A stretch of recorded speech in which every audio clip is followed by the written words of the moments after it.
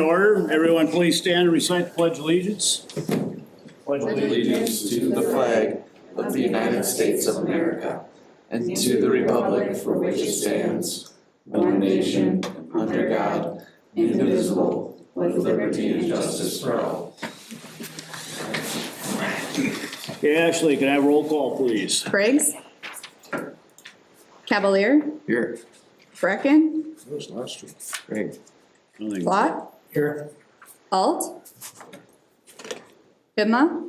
Here. Shostel. Here. Fisher. Here. I don't think Blake said here. Huh? Clayton, not here.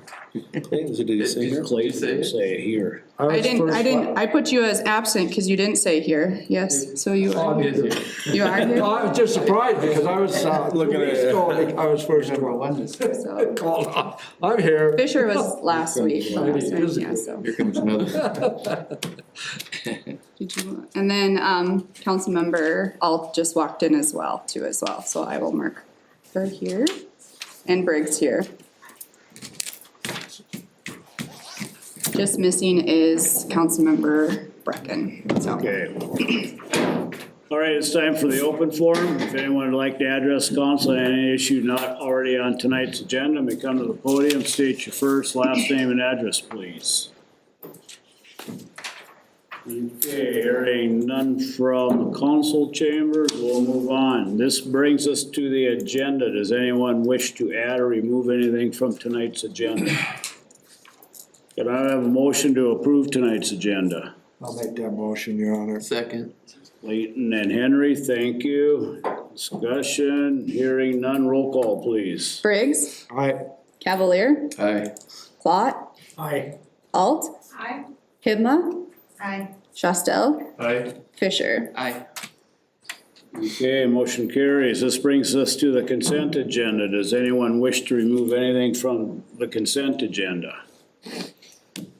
Can I have a motion to approve the So moved, consent Your Honor. agenda? Motion by Don, thank you. Is there a second? I'll second. Thank you, Henry. Roll call, please. Wait, you're supposed to be discussion after anything, right?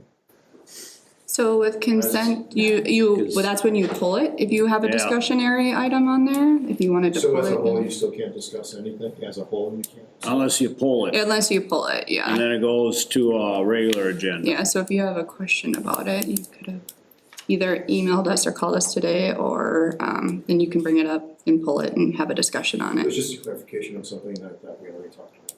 Okay, I guess, Well, what our procedures are. So every time we go before we say the ayes and the nays, there's not always a small moment in there for us to discuss, correct? You're well, saying on the that- consent agenda items. Okay. Consent agenda items you pull if you have further As questions, so, individual or as a whole? yes. So on the regular agenda items, you have discussion. Okay, that is first and second. Yes. Roll call, please. Briggs, Aye. Cavalier, Aye. Plott, Aye. Alt, Aye. Hibma, Aye. Shostel, Aye. Fisher. Aye. Okay, motion carries. We have a public hearing tonight. Yes, Your Honor. Item 7.01 is a public hearing to consider the request related to the Minnesota Investment Fund MIF Assistant Program to Northstar Lime LLC, provided to Northstar Lime LLC. Okay, to ensure everyone has fair opportunity to speak, each person will have the opportunity for up to 3 minutes to provide comment. You come forward, please state your first, last name and address for the record. All remarks should be directed to the council and must be related to the subject of this hearing. Please be respectful of others. No interruptions or personal attacks will be permitted. And your time is up. Ashley, our city clerk, kindly asks you to finish your sentence so we can move on to the next speaker. So I'll open this public hearing. Does anyone wish to address the council? If so, please come to the podium, state your first, last name and address, please.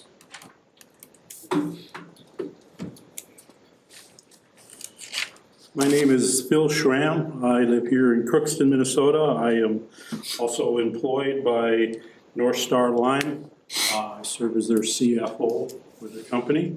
And I would just like to just give a little bit more background. Also, if there were any questions in regards to the request here for an extension on the compliance for the grant as far as hiring the number of employees. Currently on hand, we have 17 people employed.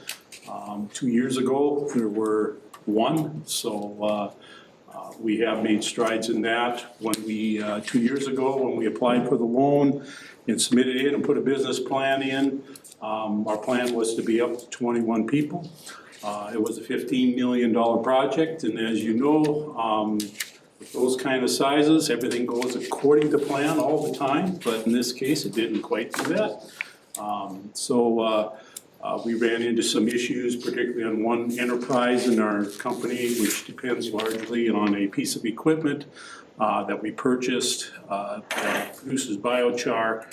We've run into a lot of challenges with the operational part of that, and that has slowed our progress in being able to get to where we want to be and employ the people necessary to operate it. So that's mainly why we're at and why we're requesting an extension to hopefully continue to build our company and add employees. So you did get another new piece of equipment, right?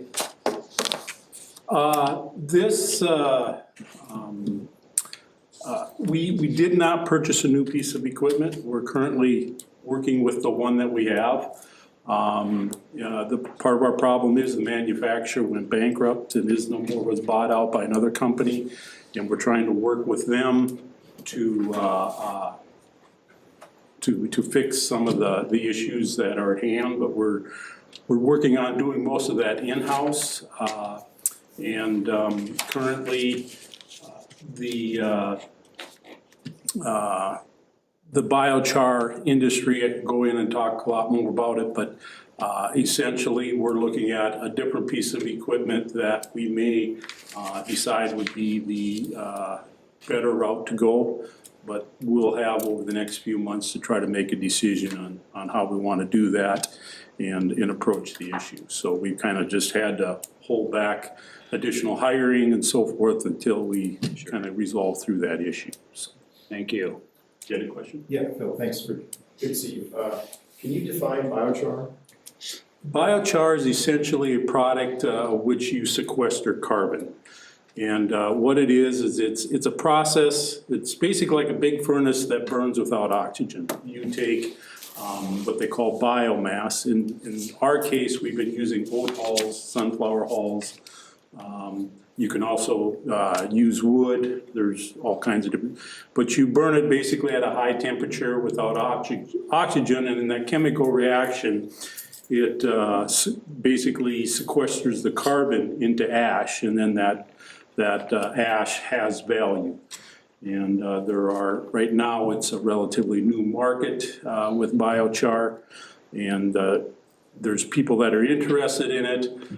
It's good for soil amendments, it's good for filtration, it has has a strong absorbent feature that they're looking at helping to absorb pollutants and waste and stuff like that, so. So if the city gets funded on the DNR grants to fell 100+ ash trees, are you able to use that waste product, so to speak? Yeah, I've already been talking some with those that have been on the ground floor trying to do grants and so forth to get that up, and we've been in discussions about how we can be of assistance in utilizing that wood waste.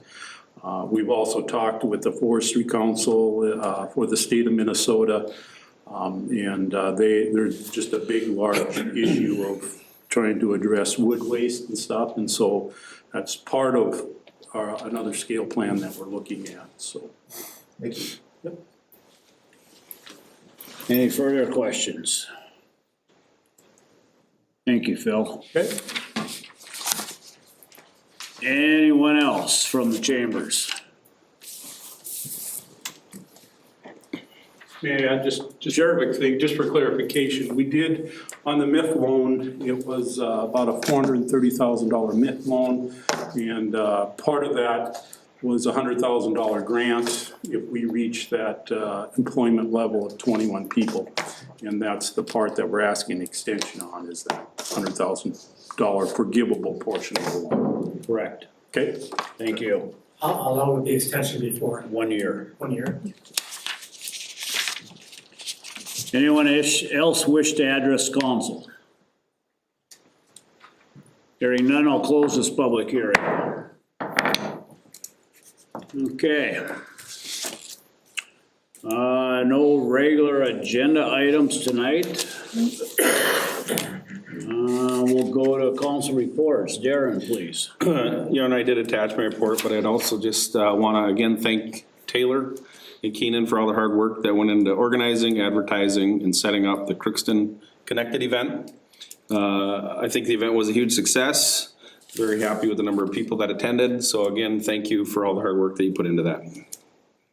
That's all, Your Honor. Thank you. Wendy, anything? The same thing. It was a great event. Good job to Keenan and Taylor for putting that together. It was awesome. Fun to get out and mingle with their community members. That is it for me for now. Thank you. Delane? Yeah, same thing, great event. I think it's something we can continue to build on in the future, so just glad to be there. Thank you. Don? I'd like to thank Keenan for the job he did. We had a lot of people there and that we don't see very often. Good conversations and about the council and also the city. Thank you very much. Appreciate it. Thank you, Don. Clayton? Same as the others, otherwise I don't have anything else. Thank you. Henry? Yeah, good job, Keenan and Taylor and Michelle and Chris were also there and did a really good job with their stuff as well. Just, that's all I got. Thank you. Joseph? Yeah, it's a ditto. I'm glad you mentioned Michelle. She was an important part of that as well. It's interesting. It's not just having the small conversations, but having something really impactful coming out of that. And I think I had a number of different small discussions with people, and I think there's going to be some positive light coming out of that. Also wanted to say kudos to the people who are moving snow. It's been really important lately. They're so good at it, and but I'm also getting calls that they're so good at it. Sometimes they're ejecting snow, above and on people's vehicles and places where they've already cleared the sidewalk. So it's like great job, but it's hard to please everyone, I would say. And then my other announcement would be question earlier. I thought we had already discussed and voted on the people on the boards and on the committees and so on. So I was surprised that we saw it again. Maybe we had just discussed it, but we didn't actually vote on it. There was just one additional person. Yeah, that was at the Ways Ways and and Means for June Donarski. That is going on our IRP. So, we formalize it again. right. Okay. It starts at Ways and Means, and then it has to be formalized at the council meeting. Thank you for that. That's it for me. Thank you. Morgan? Nothing different than everyone else has said, just thank you for everyone that was involved in the event. It went really good. I had a great time. Hopefully we can do it again. Thank you, Morgan. Yeah, kudos to what everyone said, and also, probably missed some people, but with Phil there and Shannon and all the displays and the knowledge that everybody had.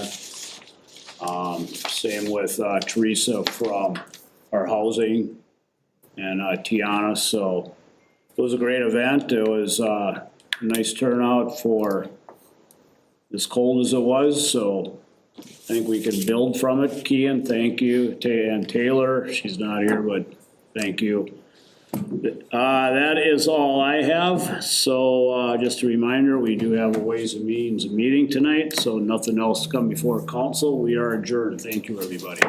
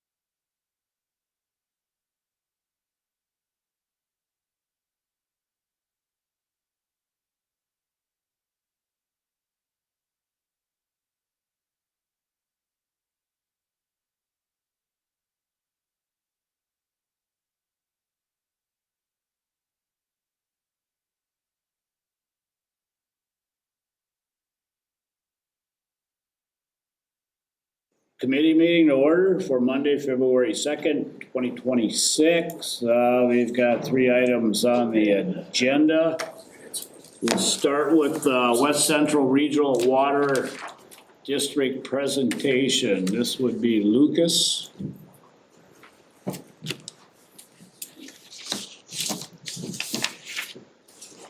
And Stephen from AE2S. Yeah, no, good evening, everyone.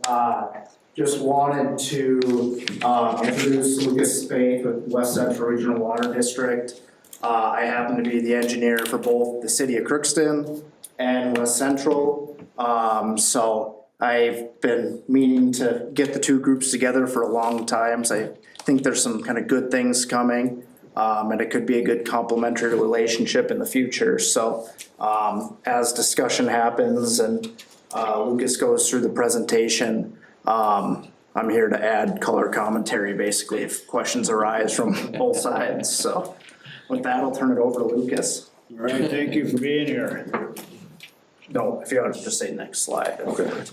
Well, good evening. Appreciate your time this evening. Again, my name is Lucas Spaeth. I am the Superintendent of Utilities for the City of Hallstead, small community to the south here, about 30 miles.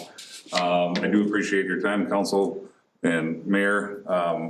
What we're doing, so I'm the superintendent there, but I'm also appointed as a board director for the West Central Regional Water District. It is a 3-county board set up to deliver and purchase and deliver rural water to small communities, large communities, and rural residents.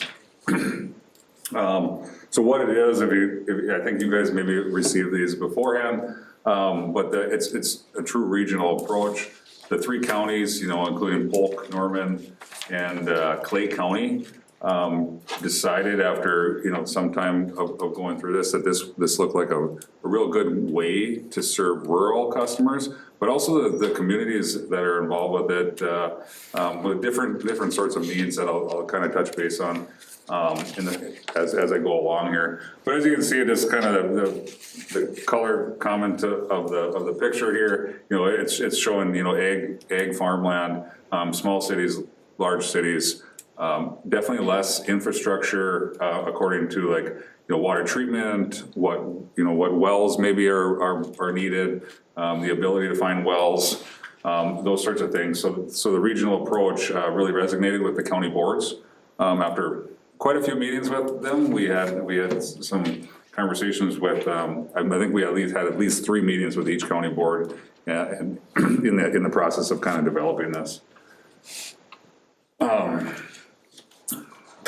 So as you can see in your packet, there's a lot of reasons for this to work out well. These small communities have issues finding operators. They have issues, putting reinvestment into their existing infrastructure, where maybe their rates aren't properly aligned with what they need for the future or even in the past.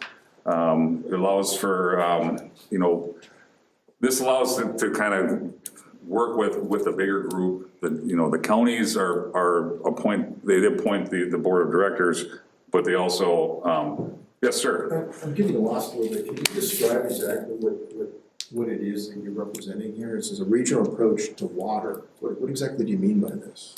It's a potable water system. So once we're actually going through a state statute to be established as a water district, and it'll be very similar to municipal or city water, but it'll be distributed through 3 counties. So by vehicle, not by pipes? This will all be by pipes. By pipes. Yes. Yep. These great distances. Yeah. Okay. Yeah, so in consideration, North Dakota actually has about 90% of the state is covered by rural water, and it's all pipeline. So they've installed enough water line to serve rural and then other communities. Williston would be a good example of how it really expanded really quickly, and they had to put a larger investment into it.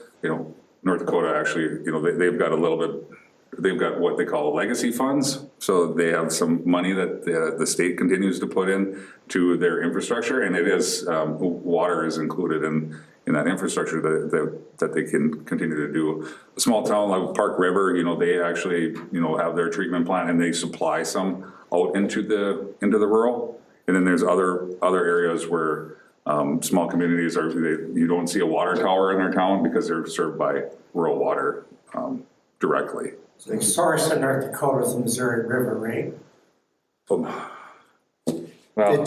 It varies. There's surface water plants scattered throughout North Dakota, some in the Missouri River. Cities like Grand Forks, Fargo get their water out of the Red Lake River.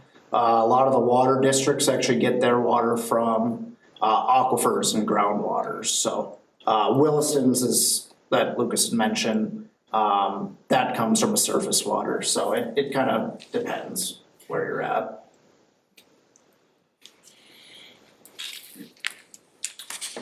Good questions. We can go on to the next slide. Like I mentioned, it's three counties that appointed the boards. It was based on population. So Crookston was actually put into, their population was put into it with Polk County, at least as we sit right now. Eventually, that could change one way or the other.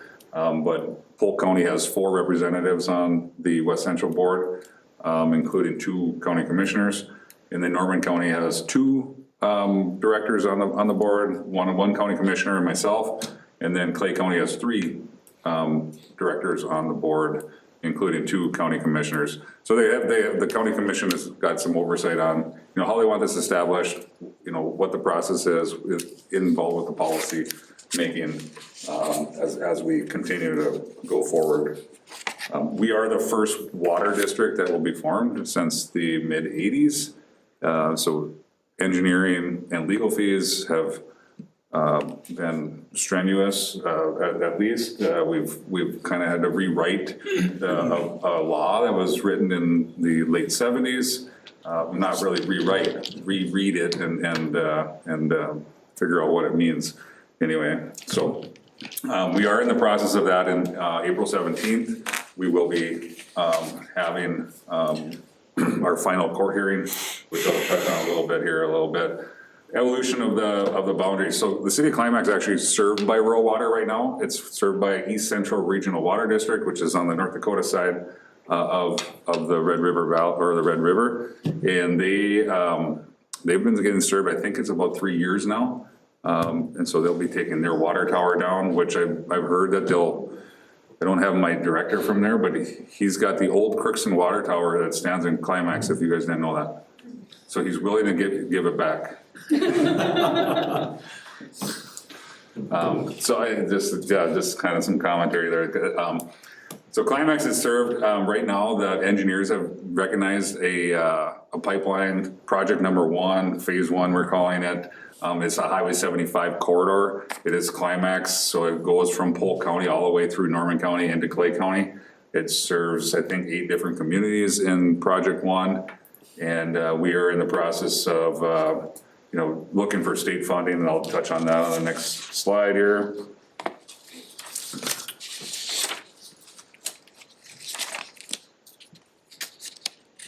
So right now, we've expended about $3.2 million in development and design and getting through this court process to become a water district. We've had many meetings with different city councils, small, large. I've been to East Grand Forks, and we've met with many of them. Okay, that's the slide I was looking for. Sorry, my slides are jumping around. You want to go up to that colored one? Yep. Please? Thank you. So as you can see, the different colors there, engineering, which you guys know Stephen, they've recognized close to 16 different kind of build outs that we would perceive this going with. As you can see, Crookston is kind of on the edge of 2 different ones. Where the rural consumers would benefit from, connections into existing water systems. We've met with East Grand Forks, East Central Rural Water, Cass Rural Water, City of Fargo, City of Moorhead, City of Barnesville, City of Holly, City of Foston, Southeast Water Users District, which is the southeast corner of North Dakota. But we've recognized them as potential suppliers of water, and Crookston would be one of those potential suppliers of water based on your capacity to supply water from aquifer, your capacity to run it through your existing plant. This water district does not intend to build a water plant at this point. It makes it more economical for us to, we think it'll be more economical to purchase water from existing facilities. It improves our economics. It improves, the economics for each larger water system. If you can supply water up to 25 million gallons a year, or maybe it's 100 million gallons a year that are purchased back from an existing water plant, and then we can build pipeline as things grow. And as you can see, there's 16 different phases. We have many would of growing. So what's the difference between what you're proposing and there's a Marshall Polk rural water? Is that similar? Yeah, it's very similar. Yep. Marshall Polk serves Marshall and Polk counties. We've approached them for water supply as well into our existing. They don't have a lot of water. When our counties formed it, Marshall Polk wasn't necessarily interested in expanding into Norman and Clay counties. Okay. So, but yes, exactly the same. I think there's only there's 5 existing water districts in Minnesota, and they're in the northwest and the southwest, including like parts of them are even purchasers of the Lewis and Clark water system, which is 13 states. Like 13 cities. 13 cities. I got a quick question. Let's say Crookston is a host supplying water, rural water. Does that put a strain on our water plant, or we have to? One of the reasons why Crookston was evaluated for a long-term water supplier is we had looked at who has the large infrastructure in place with likely excess capacity as kind of our first go around. And Crookston's plant actually is only running at about a quarter of its capacity currently. So your water plant actually has sufficient capacity to build out and add more without adding a whole lot of infrastructure needs. The long-term question with the city of Crookston though is, the strength of your well fields and water supply, which is why the city's undergoing another study right now that's gonna help kind of inform some of these next steps and long-term decision-making for the city, so. Go ahead, sorry. So the DNR or engineers, whoever would be looking at our wells. Yep, depending on how much, they would look at how much extra, say if this district was looking to buy from the city of Crookston, the DNR would wanna know how much, what's it gonna look like? And then alternatively, if for some reason an industry came in and the city of Crookston wanted to buy, for some reason, there's the potential for that as well, so. Are the users, are we talking primarily about agricultural areas, or are we talking about other cities outside? How are you defining rural users of the water that exits here? Who's mainly gonna be using that water? So it would be both. It would be both.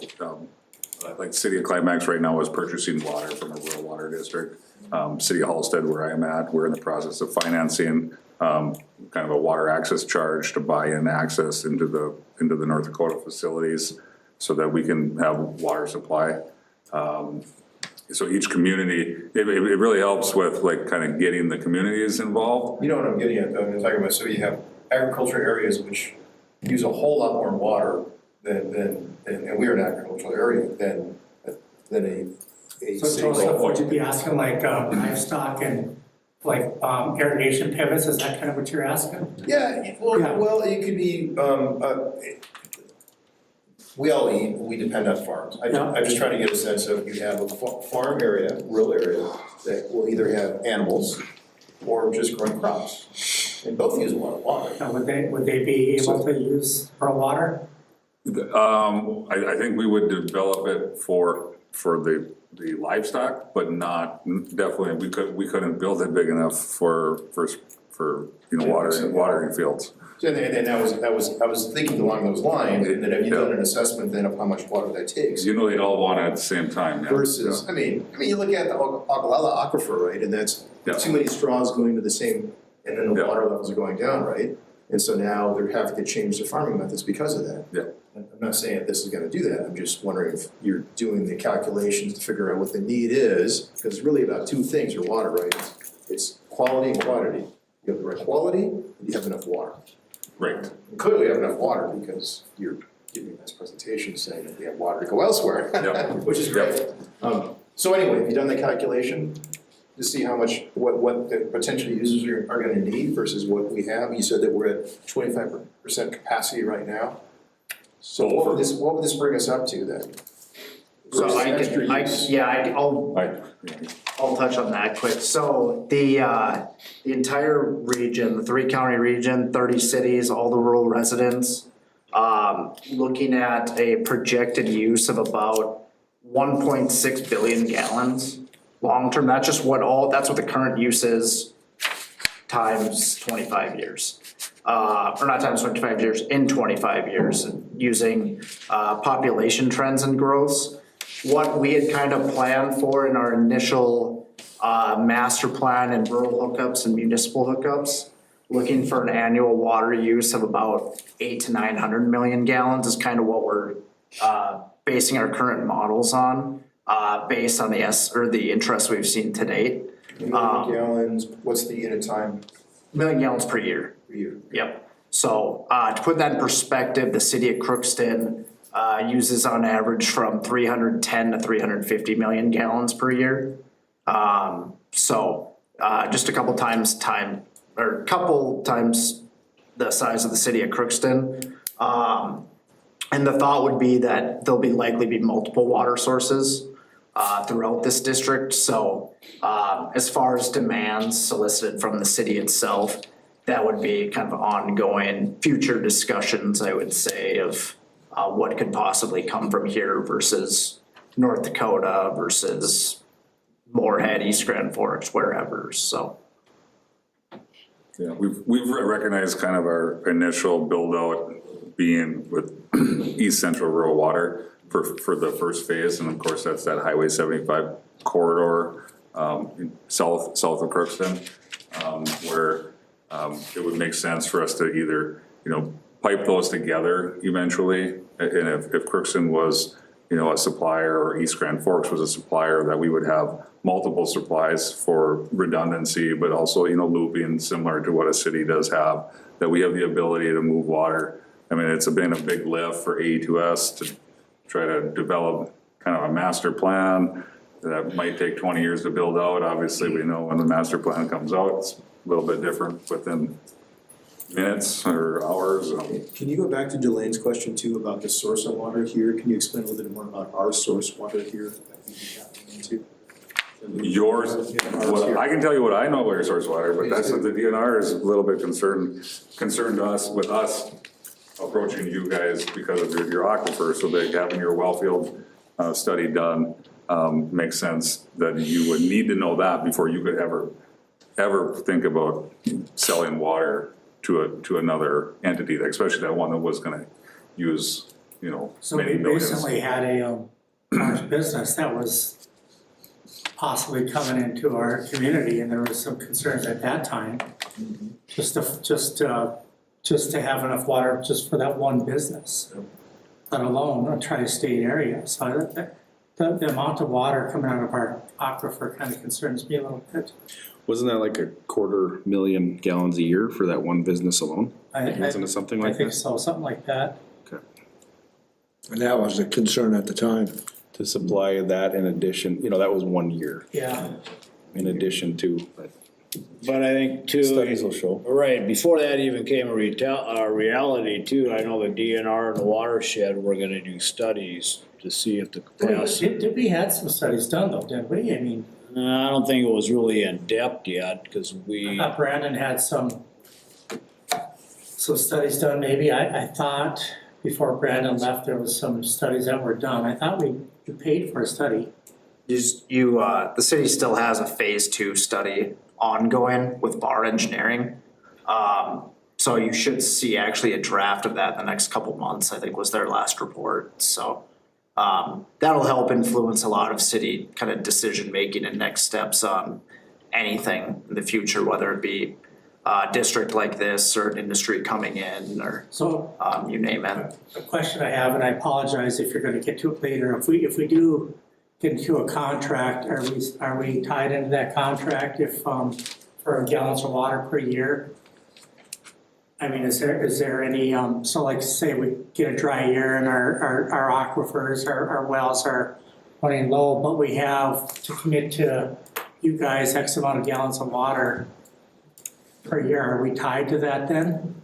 I mean, it's somewhat, but that would be, a drought situation where, I would assume Crookston and West Central all would be doing, their drought prepare, or, going through the drought preparedness, where, you would shut off industry, we would shut off any kind of industry. We had those sorts of things, kind of a stepping stone down. That's how most, drought preparedness plans are right now, is that you would shut down, your first tier would get shut down, then your second tier, and then your third tier, But you're assuming it's a regional drought, and it could be just a drought, that covers just our aquifers and our wells. I mean, we've had issues where we've gotten low, but other communities didn't seem to have any issues. So in that situation, what would happen? Well, that's concerning, if that is possible. I think the well field, your well field, study, your step 2 of that, should be able to alleviate some of those concerns that the DNR might have, or else strengthen their concerns, about your ability to serve more than what you currently have. So even, that's pretty important to us, that you guys know what you can supply, so that there wouldn't be this, hey, we're not sure, it's dry, the farmers took all the water out of the aquifer, and now we don't have the water to serve, the actual people that need it for the drinking water. Okay. You didn't talk much about the arsenic contamination in private wells. But you said 43% in your presentation, 43% in Norman County. What does that mean, 40%? 43% Norman County has that problem, or? That's some data that engineering pulled off of the MDH's website. And so it would be a representative sample, not that 100% of the wells have been sampled, but of the ones that were sampled, it was the 43%. So of the samples that they had, no matter what number it was, 43% of those, so if you had 100 wells, you're saying 43 of those wells in Norman County that were tested have a high arsenic level. Yeah, right? above the state minimum. Thank you. Well, I'll try to be brief on the rest of this here. Go to the next slide. Okay, so to date, the West Central District is formed by resolution. We're a legal entity. We're not a public water system. We have a petition with the district court, which is in Clay County District Court. That was kind of worked out between the county administrators and the county board members that are on our board to do it through Clay County. So on April 17th, we will be having our final hearing that final hearing allows the West Central Water District to become a water district and to be eligible for state funding, to be eligible for, you know, similar funds that city or county would get through tax dollars through the state. And then with that, I need to touch on this. We have 19,500 mailers going out, and your city residents will be part of that as part of the statute. It's mandatory that we send those out. So we have met with Mr. Getzman about this, kind of made him aware of it. We think that there'll be lots of questions, and it'll probably come to the locals, and it'll probably go well above us and go into the Minnesota Department of Health. So we're trying to be upfront, getting this information out. I think Mr. Getzman just told me that he received the letter from us today, so I'm sure you'll see a copy of that in shortly, right? Yep. But so you'll receive a letter from West Central Regional Water District stating, you know, our intentions, which is what I'm here to try to explain as well. And then we will, your residents will also be receiving it, or your any landowner in Crookston. I believe that could be somewhat helpful maybe for the city of Crookston. We're willing to share information. So with that, if there's surveys that come back, they're inside the city limits, you might get, you know, a free survey out of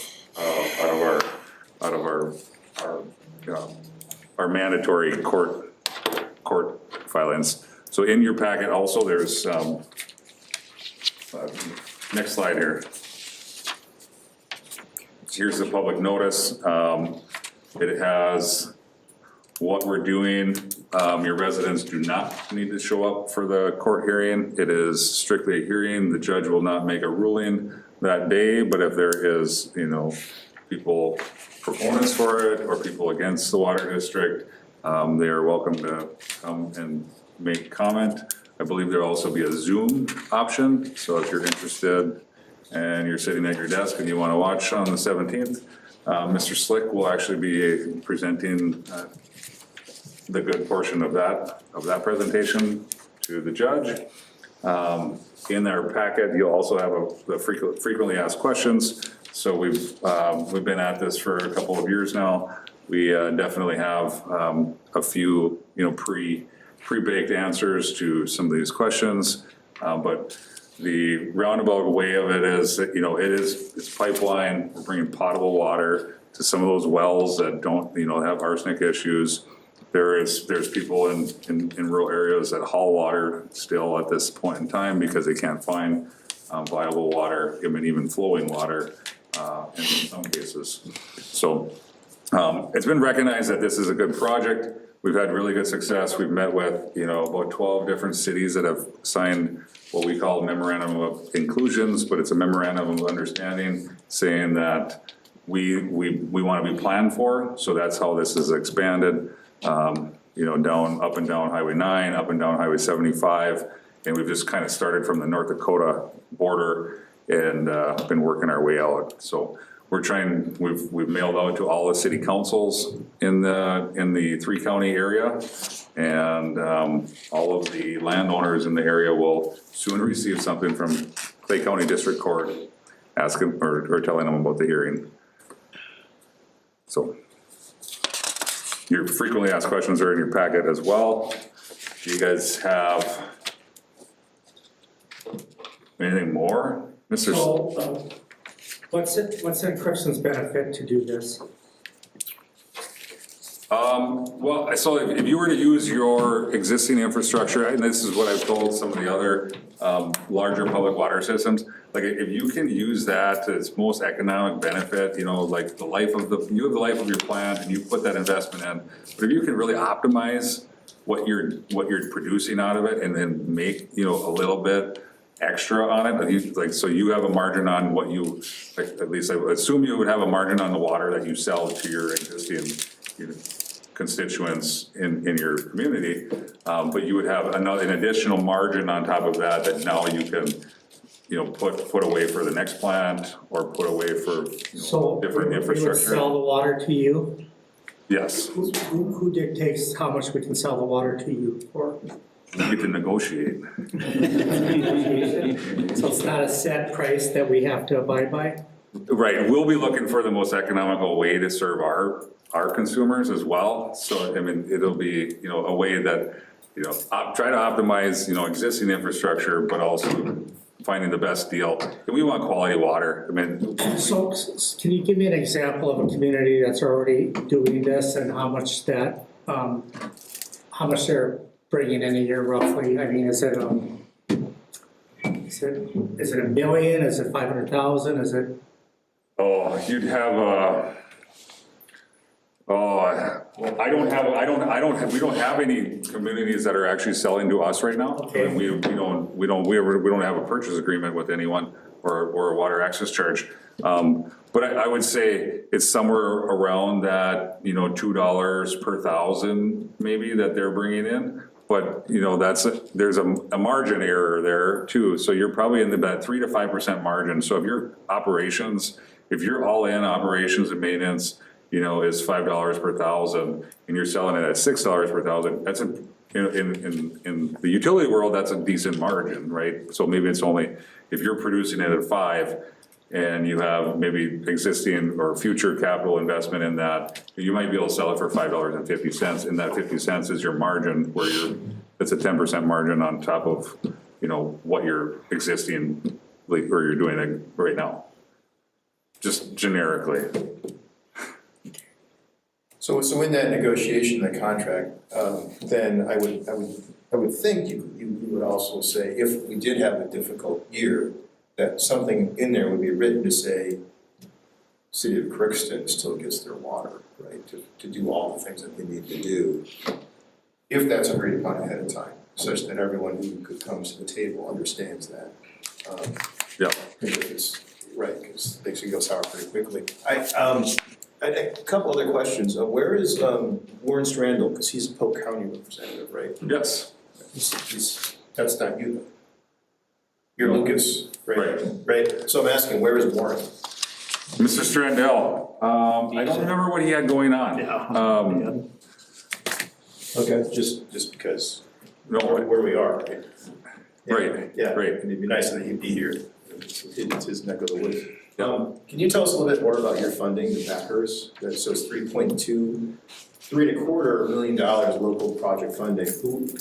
Who's backing this again? Where's the money coming from? So the three counties, they put the original budget up of $500,000 to go through the formation process, do the preliminary design, and then along the way, I'm not exactly sure. Along the way, the Polk County, when the city of Climax decided to hook up to regional water to kind of start this process, about a $2.1 million from off the top of my head, grant loan funding package was secured through the USDA.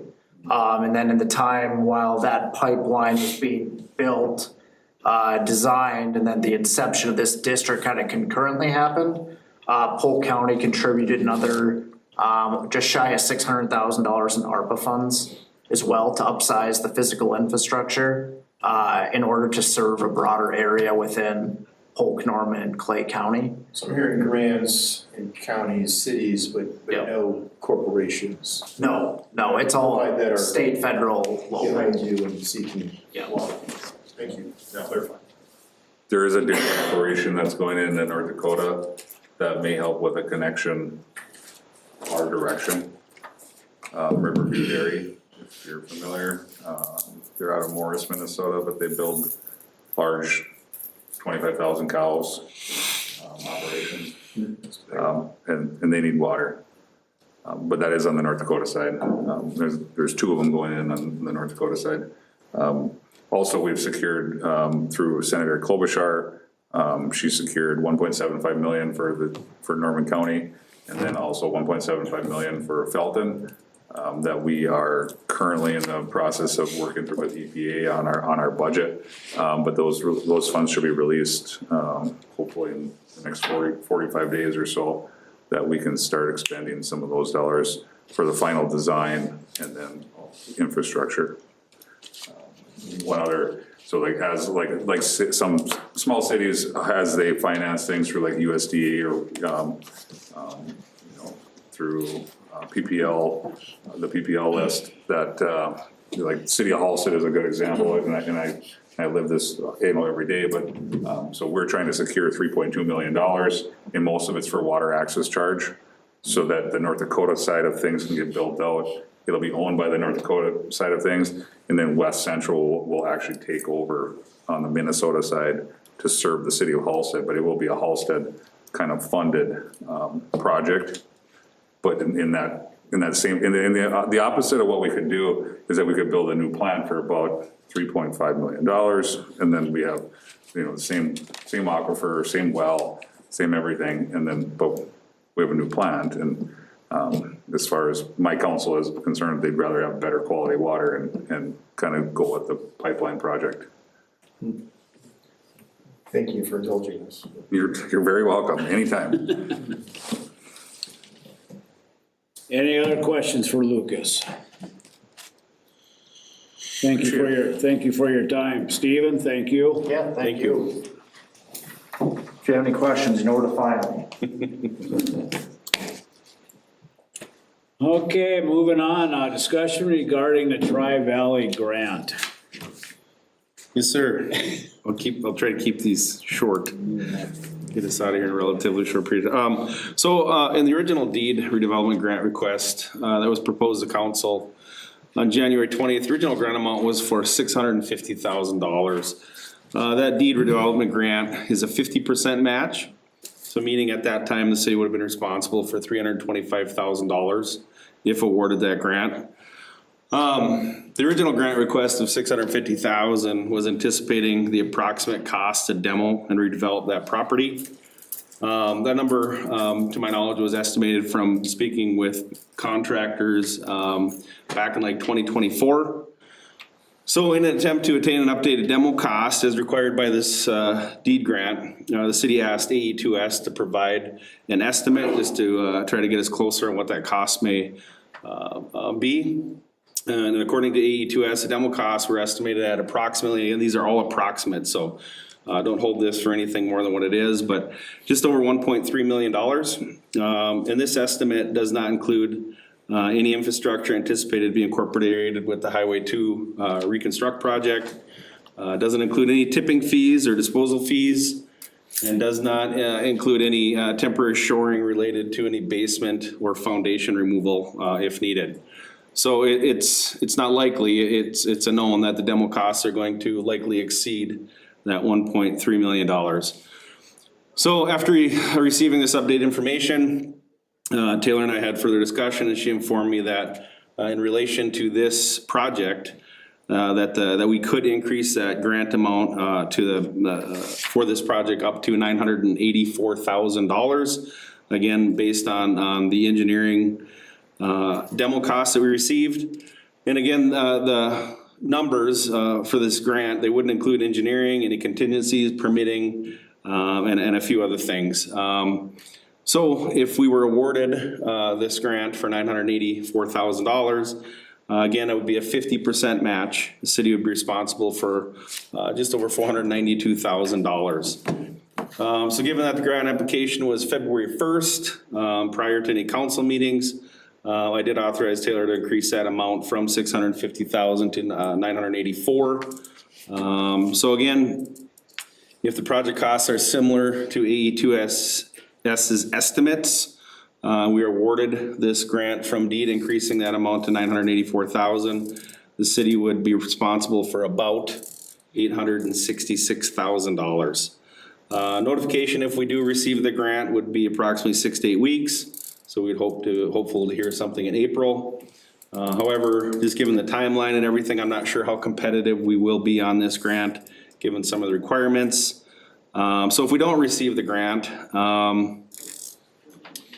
the next opportunity to apply for this grant would be August 1st, which would be too late to have the building demolished in 2026 or before any of the 2027 DOT Highway 2 reconstruct projects.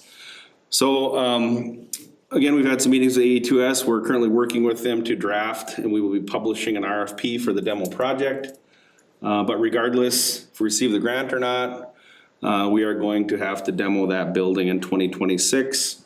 So that means that we would likely have to include the demo cost of Tri-Valley into a bond.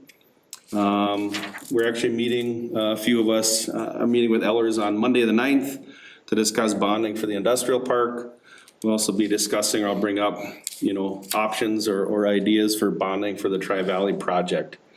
So again, this is just more discussion, informative to just let council know that we did increase the grant amount and that unless there's other directions, we are likely going to have to demo that project or that building. I can tell you, AE2S, myself, Mr. Getzman, and Matt Upgren from Minnesota DOT, who is leading that Highway 2 Reconstruct project. We did meet last week and we discussed the options of what if we didn't tear down Tri-Valley and what if we did.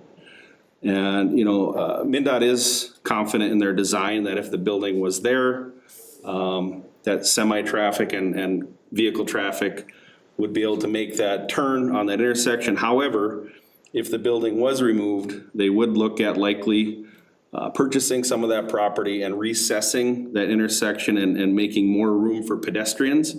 As we know, it's with that building there, it's a very tight intersection for pedestrians to stand on that corner and wait and monitor for traffic. So, that discussion went on as we do have time, even though the plans now, I think we're coming up to 60% on that Highway 2 reconstruct.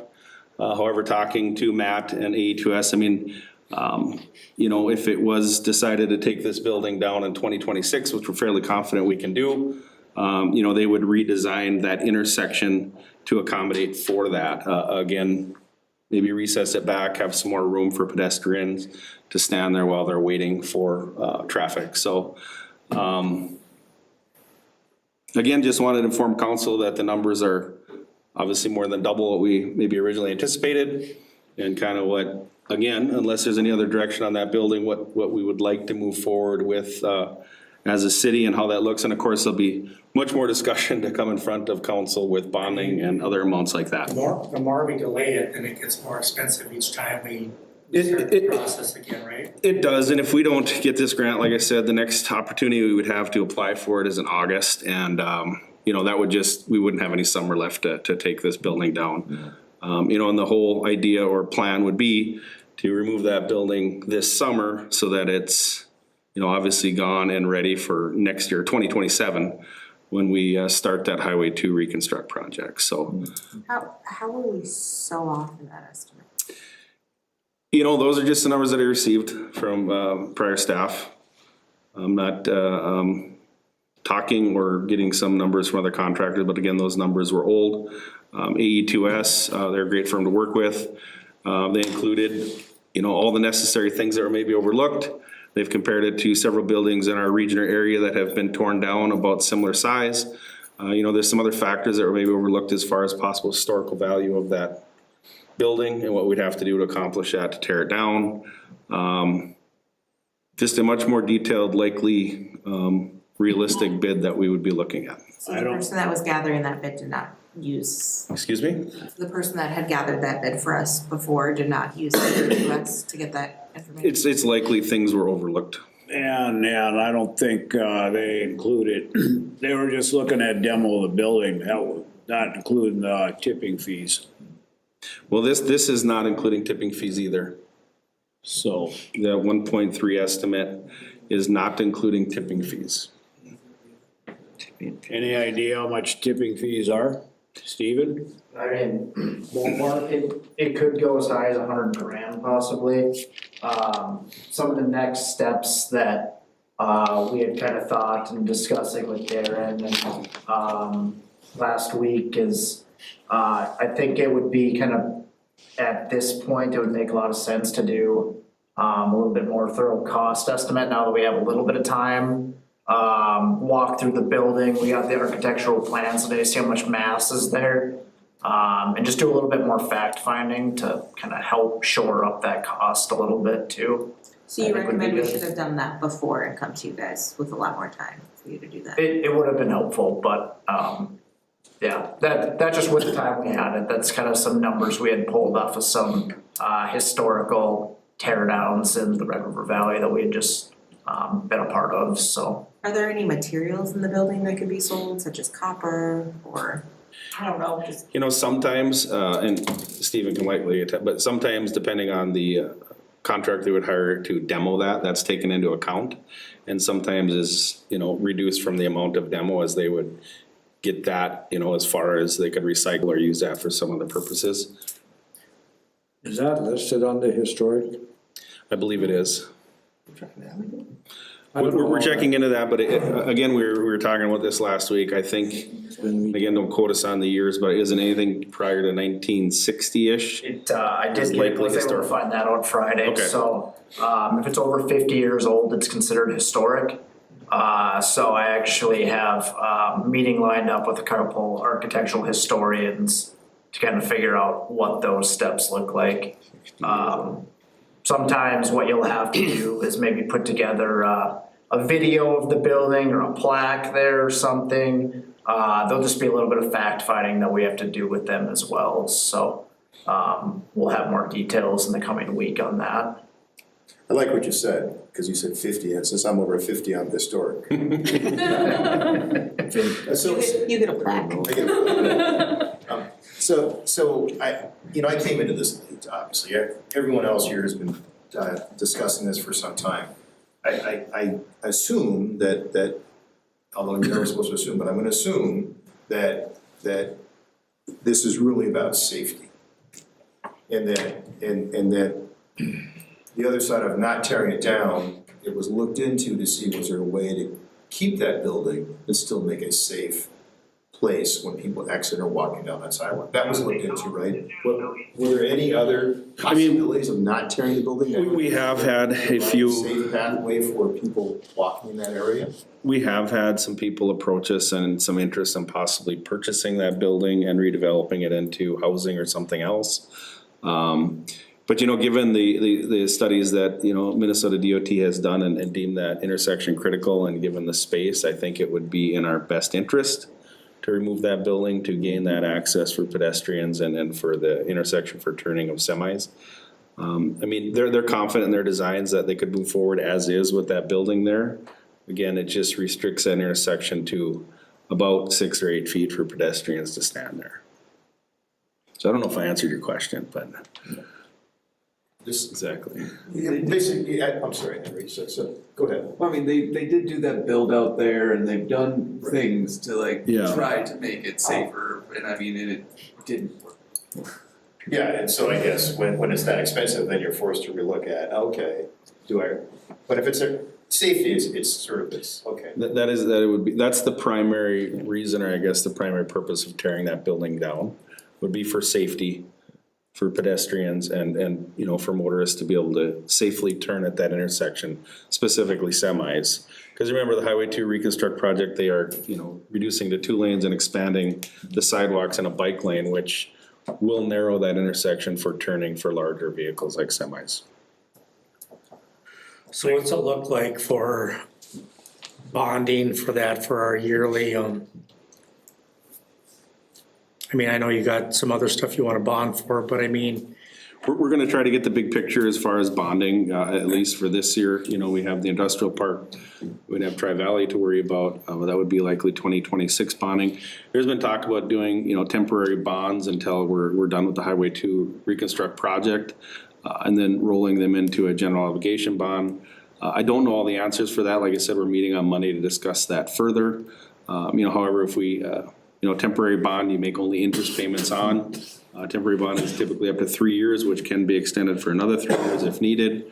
If we just elected to go right into a general obligation bond, year 1 of 2027 would be an interest payment. And then moving forward would be the actual payments. Roughly easy math to get ballpark on the payment amount, which again, whatever that dollar amount is, about 8% of that's gonna be your annual payment for that. you know, is that something we can swing, do you think, as a city with all of our other challenges that we have and? You know, like we've discussed earlier in budget season and that with these projects coming forward, there's gonna have to be some serious discussions in 2027 moving forward on operational costs and and services we provide to make sure we can accommodate all of that. We could likely be looking for, 27 and beyond, bond projects of, 250,000+ a year in bond payments, if not. I mean, is it, and I know some of this is hard, but is it possible, once we decide to go, if we go forward with this, we get a kind of a firm number on how much we'll be bonding and how much of that's we're gonna have to pay yearly? I mean, is that something that can happen when we decide this? Yeah, absolutely. We would have a structure that would be provided on exactly what that would look like. And then what, and after getting that, then we as a group can decide, what does that look Absolutely. like for our Absolutely. They would have budget? they would have a percentage amortization schedule, everything they're showing council before that move forward, absolutely.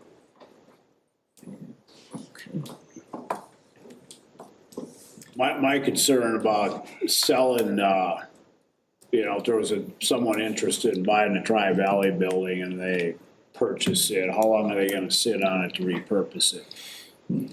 I mean, we've got a few of those buildings in Crookston already that, like you said, if somebody buys it for housing, now we probably got a bunch more people down there in a dangerous intersection going in and out of there. That's probably not helping the situation as far as safety. true, so I just look at the history of some of our older buildings in Crookston that are purchased by individuals and they got grand ideas and they never come to fruition, so. That's my issue. That was part of the reason, prior to the prior community development director leaving, on trying to do a downtown TIF district for the downtown Crookston and add it up through Tri-Valley. Obviously incentives for current business owners or ones that are looking to establish business in Crookston. And also for that property, if part of the grant requirements would be that if we get a grant for Tri-Valley, that a developer would have to come in there and develop that property or build something on there. A TIF district would help with that. However, if they didn't within 5 years, this is other reasons why this grant is maybe not a good fit for us. We're not sure yet. If someone didn't build or develop that property within 5 years, we'd owe the full amount of the grant back also. So not saying it wouldn't happen, but there are, like anything, there's contingencies or risks with anything we do. Lot to absorb. Anything else on this discussion? Just like I said, I'll keep you informed as we go forward. I just want to be as upfront with you, council, and everything that we're doing as we move forward. So thank you. Thank you. Thank you. All right, one more CHEDA discussion. Okay, again, thank you, Your Honor. I just want to discuss with council what I'm proposing, a reorganization of the housing and Crookston community development positions. I presented this plan to the CHEDA board on January 27th at their last board meeting, and it was very well received. Again, just a little history with some of the problems that have occurred in the past under the current organizational structure. Prior to Carrie being hired as community development director, if council remembers, maybe some or all, Robert Barnes served as the community development director and executive director of CHEDA. Again, Robert did have extensive experience in community development. However, learning or as time went on, that he had to also serve as the executive director overseeing housing. He ultimately elected to resign his position. In the absence of the community development director, City Administrator Corky Reynolds served as the executive director for 8 months prior to Carrie being hired. When Carrie was hired by the city as community development director, she also served as the executive director of CHEDA and appointed Teresa Tarrant as the Crookston housing director shortly after she was hired by the city of Crookston. As time went on, there became several concerning staffing issues between housing and the executive director, which created a difficult working environment and lack of communication between staff. These staffing issues continued for an extended period of time and were not resolved during the prior community development director's tenure. I did introduce this plan to the prior community development director, but then again, after learning of they would be resigning their position, I decided to wait before moving forward with this plan. Some So like I said, as I stated, there's been a strained relationship between housing and the community and prior community development directors, and the strained relationship between prior community development directors and past city administrators. So I think past has shown that the current structure between housing and community development hasn't been working, and that something needs to be changed moving forward. So what I'm proposing is to revise the job descriptions of the community development director and the housing director. So the community development director job description would stay very similar to what it is, except the executive director title of CHEDA would be removed from that job description. The community development director would still oversee the community development city budget, and they would oversee the EDA or CHEDA budget. Community development director would be a direct report to the city administrator, as they always have been, and they would continue to work with the CHEDA board on current and future community and economic development projects. The housing director job description will also have some minor revisions, and moving forward, they would also be a direct report to the city administrator, not the community development director. However, to do this, the CHEDA bylaws would need to be revised to state that the executive director of CHEDA would be the city administrator. The housing director, again, would continue to be responsible for the housing budget, and they would report to the CHEDA board as they currently do. The city administrator, as the executive director of CHEDA, would sign off on or approve any housing relating systems and transfer of any funds. And that would apply basically to housing or HUD. You know, originally, when I was going through this and trying to create this plan, I wanted to eliminate the executive director title completely. However, the executive director title needs to remain in place for housing or HUD requirements, not EDA requirements. So in summary, I guess the change that I'm looking for again is that the community development director and housing director would report to the city administrator, and they would each be in charge of their respective budgets and staff. The city administrator would serve as the executive director of CHEDA. I've spoken with Teresa and Taylor about this extensively. They both agree with the changes. I've also spoke with Tanner, our city attorney, who has also consulted with Stephen Larson and the League of Minnesota Cities. There's nothing preventing us to make this change. And like I said previously, you know, the reorganization, housing, and community development director positions were well received by the CHEDA board. They actually made two motions that day. One motion to approve the reorganization. Motions they made and they were both accepted. And second, to appoint the city administrator as interim executive director of CHEDA.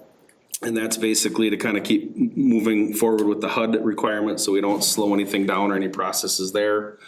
So moving forward, I'd be looking to revise those job descriptions, revise the CHEDA bylaws, again to state that the city administrator would be the executive director of CHEDA and would present the updated bylaws at any future meetings at the CHEDA board and the city council for approval. And again, I would just continue to work with Taylor and Teresa on the daily workflow of each of their respective organizations and organizing that as we move forward. So I guess in closing, I'm just, you know, looking for discussion from council and again, a consensus to hopefully support reorganization of these job descriptions in CHEDA. So, I think this is a good move. As many of you know, back when I first got on the council, it was we made some changes with the CHEDA, and we got the director to answer to the city administrator, therefore, in a roundabout way, answer to the city residents of Crookston through us council members. So I think that's a good move. The thing that we didn't finish the job. I think we, like with what Darren is presenting here, is you know, making the housing director report directly to the administrator as well as the CHEDA director, and I think it makes everything clean at that point. So as somebody on the CHEDA board, there has, I don't know how much everyone's been aware, but there has been some very much confusion and contention of who reports to who, who goes to who for what, who can oversee what. And I mean, there hasn't been clear answers. There has been a lot of back and forth over the last year between legal, between HR and all of that, and there has not been a clear answer that we can see through. This would be a clear, clean answer. It would give a lot of clarity to everyone within those departments, for every position within that department. We discussed it at the last CHEDA board. It seemed to be a consensus there that everyone agreed that this would be a great move. So from that standpoint, the CHEDA board, from our at that time at our last meeting, supported this move also. And I think that these people, when people know who to speak with and also cooperate with is very important. I think this is a good plan. You know, and I've spoken in detail with Teresa also, because I didn't want to burden the city administrator position with, you know, is there an excess amount of work that comes with this, helping with housing? And, you know, she detailed that list, and I've spoken to her in detail, and it's at, you know, quarterly reporting, approving transfer of funds, maybe monthly, but usually, you know, quarterly. It would be part of an email chain through HUD. I would create an email account that myself, Teresa, and Tanya could read or see for that communication. So it's not overwhelming. I did speak with Corky, who did that position for about 8 months. And again, really how it boils down to is it's not any different than any other department in the city of Crookston reporting to the city administrator. Each department head or director is responsible for about 98% of their budget current organization currently, their department. You know, like anything, there are things that the city administrator needs to sign off or approve, and this just really wouldn't be anything different.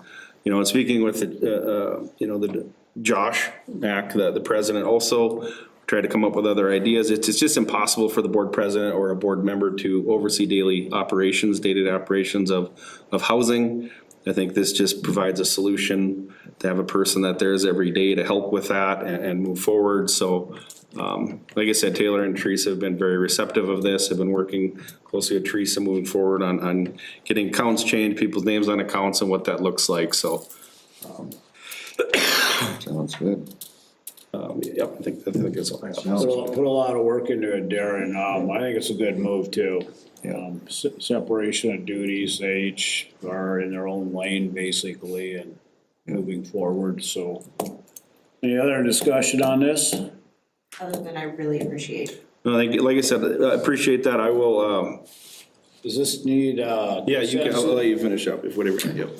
we need a consensus on this and it has to go to council for. Yeah, that would be, if we get consensus on this, I will present, it likely won't be at the next council meeting just because of the CHEDA bylaws. They need a 14-day notice before any bylaws can be changed, so it would likely be about a month out before I'd bring anything back. But what that would look like if there is a consensus is I would bring back the amended or revised bylaws for approval through council and then appointing city administrator, executive director at that time officially. Give us a plan. So I am in favor. I am. Everybody in favor of this? Yes. Consensus is there. Thank you. I'll move forward with that. Thank you. Thank you, Darren. Okay, that kind of wraps it up. Nothing else. We are adjourned. Thank you, everybody. Good job. Thank you.